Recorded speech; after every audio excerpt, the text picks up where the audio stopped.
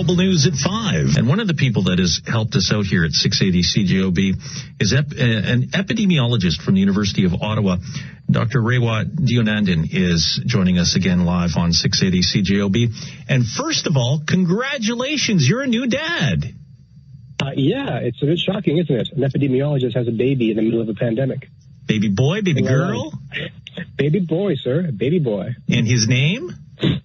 His name is Harrison, who happens to be the last name of my spouse. So we compromised. Marvelous. Congratulations, and mom's doing fine. Yeah, thank you so much. The new normal in all this is that, the Canada's chief public health officer says, well, wear a mask when you need to in those close environments. Not all the time is necessary. And I think it's all up to our comfort zone. But as you look to this country, coast to coast, and starting with Manitoba, we're looking pretty good here, are we not?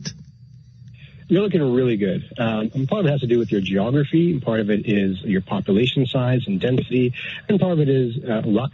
Absolutely. But take some credit for doing the right thing. Manitobans have socially distanced. You take that seriously, and you're seeing the rewards now. At the other end of the spectrum, I would think that you still have some concerns about Ontario and specifically Quebec. Very much so. Now, Quebec in particular, I think, has opened up a bit too early. Their numbers did not indicate that it was time, but decisions are being made not based solely on the epidemiology, but also on the economics and on the social tolerance of the situation. In Ontario, we're a little bit better off. Our numbers are pretty good.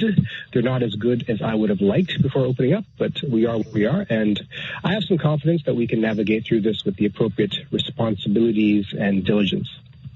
So what are the concerns in terms of a potential flare-up? And I'm thinking specifically in Quebec and Ontario, because we won't necessarily, if there is a spike, we won't necessarily see those numbers until, what would it be, like a week or 2 weeks from now?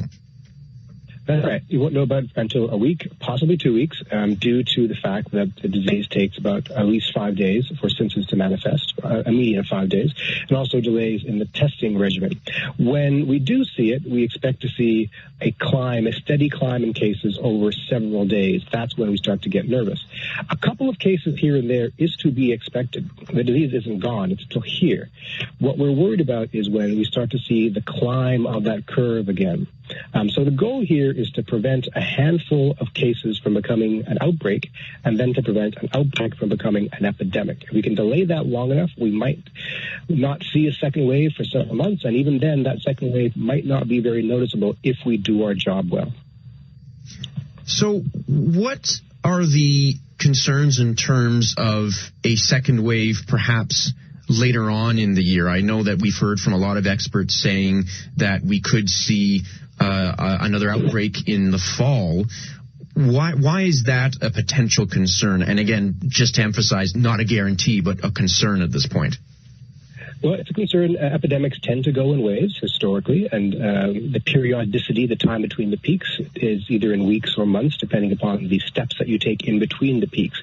The summer months are good for us. We tend to be outdoors. We're not as confined. We're less likely to transmit to each other. The humidity and the temperature do help a little bit. That's why it's going to be better this summer, but not great.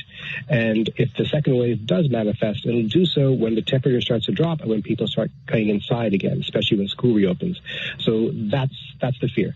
Now, if we can put in place the appropriate infrastructure, the physical distancing at the workplace and schools, if we have this enormous testing capacity and enormous contact tracing capacity, then we might have the ability to detect those cases quickly enough, descend upon them with overwhelming public health force, and prevent those cases from becoming an outbreak.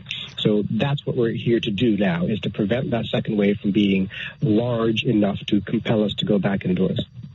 Does this all depend on how honest we are with each other when we have symptoms to go out and get tested?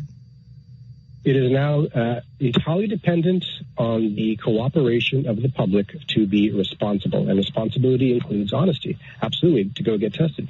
Remember, though, that this is a asymptomatic pandemic, so it's not just the symptomatic people who will be spreading it, it's the asymptomatic as well.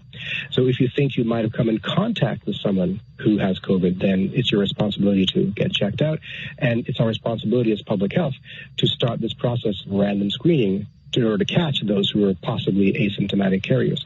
So everybody has a part to play in all this. Everybody. No one's left out. Random screening. What do we mean by that? So in surveillance terms, there are three kinds of medical surveillance. It's a scary word for a lot of people. We think of Big Brother getting into our lives. That's not what we mean.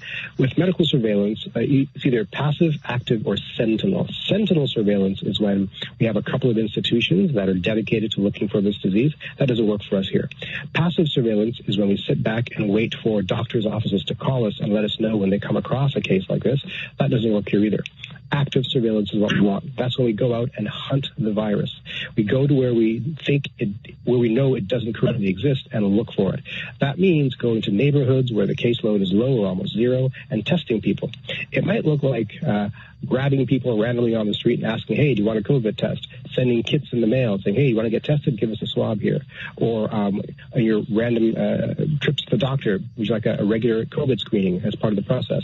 That will give us the information we need to find those cases that even the individuals who are diseased don't even know about. And again, descend upon them and snuff them out before they can spread elsewhere. How important is it, especially at this phase as we reopen, to have that random testing? I know here in Manitoba, we've asked our health officials numerous times about whether or not that's going to take place. So far, we haven't heard anything regarding that.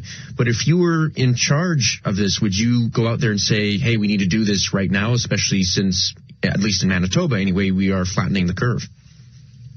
If I had unlimited resources, then yes, but we don't. We have a limited number of tests, and so we have to apply those tests strategically as best we can.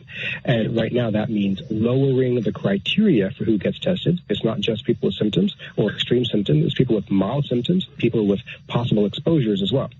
The next step is random screening. So it isn't an immediate priority if your resources are scarce, but the second you have that ability, I think we should roll out random screening. It's our first best way to get a sense of where the disease is as it moves through the country and province. And again, descend upon it with overwhelming force and prevent it from spreading further. If we end up dealing with that second wave during the fall, how well equipped, I should say, do you think we are to deal with that, especially considering our experience with the current wave? That's a complicated question. When it comes to dealing with it, there's a psychological dealing with it, there's a financial dealing with it, and there's a scientific dealing with it. Scientifically, we know better what to do. We have a better grasp of the transmissibility, the length of asymptomaticity, the degree of seriousness of the infection, that sort of thing. And we know now that physical distancing and mask wearing are really kind of important. Financially, can we afford it? That's a question for the politicians. And will the population tolerate another quarantine? I don't know that they will. That's why it's important that we do the public health now to prevent the need for that. I can't stress that enough. We have to prevent the need to rush back inside and to shutter the economy again. We can do it. We just need, again, a cooperative population to understand what the risks are and to just wear a mask, keep your distance, wash your hands. These things will keep the numbers low.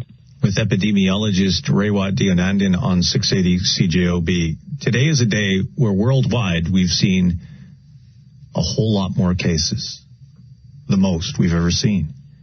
And I think about the travel restrictions in place between provinces and closing our border.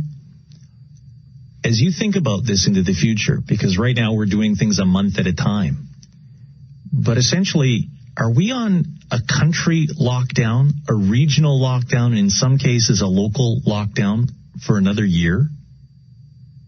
Another year, that's a tough one. I don't think another year. I think we're in a country lockdown for the foreseeable future, for a few months, regional lockdown for a few weeks at least.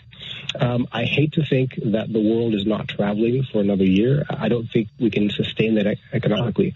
I have a lot of faith in the science, and I'm seeing a lot of great therapeutics coming down the pipeline. Tools we can use to prevent people from getting sick with this disease. We're going to have treatments before we have a vaccine. So people should take some heart in that. And as a result, I think we should be a little bit optimistic about our ability to return to an economic state of near normalcy in a period of months. We're going to enter a physical set of normalcy in weeks. But economic normalcy, I think, by the end of the year, with some strong limitations. And I wish I could predict what that would look like. If I could, I'd be rich, but I can't. Well, you're rich because you're a new dad. Yeah, that's right.